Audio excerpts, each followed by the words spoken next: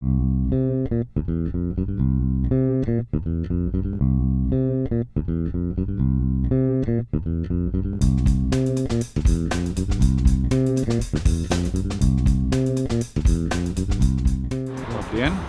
Šodien es jums parādīšu, kā praktiski ieeļot ķēdi ar Prolong produktiem. Tātad ķēdes eļošana jāsāk ir ar to, kad viņa būtu jānotīra vai pat netīrākas ķēdes gadījumā jāizmazgā. Mazgāšanai jūs varat izmantot dažādus kopšanas līdzekļus. Manā gadījumā tas ir špricējams līdzeklis, kas ir domāts tieši ķēžu tīrīšanai. Tātad nopūšam mēs diezgan bagātīgi tātad visu mehānismu, jo mēs pēc tam viņu varēsim arī notīrīt.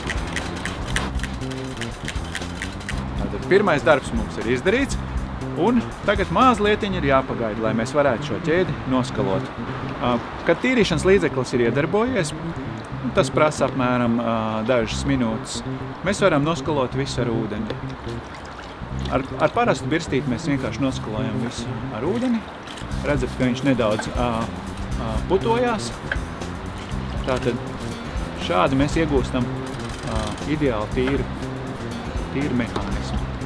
Un pārējām tieši tādā pašā veidā arī pie aizmugurējiem zobratiem.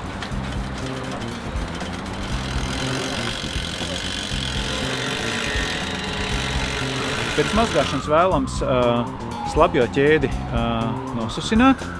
Tam mēs varam izmantot lupatiņu vai salvetīti. Tā rezultātā mēs iegūstam tīru, neseļotu ķēdi.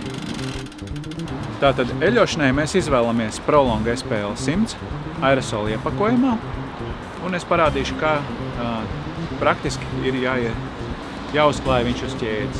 Tātad izvēlamies ķēdes iekšpusi. Tātad tādā veidā, lai mēs tiekam posmiņu iekšpusē, un rotējot, mums pilnīgi pietiksies, ja mēs rotēsim vienu apgriezienu.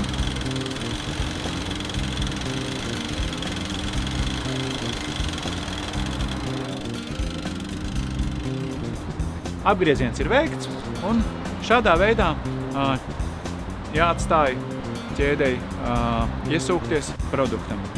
Iesūkties tas nozīmē, kad viņš ieiet dziļāk posmiņos un vēlāk ar laiku nedaudz apžūs. Pēc eļošanas ieteicams ķēdi nedaudz apslaucīt ar salveti, lai tas, kas ir palicis ārpusē, lai tā eļa tiktu noslaucīta un nesmerētu jums drēbes un nekas nepilētu.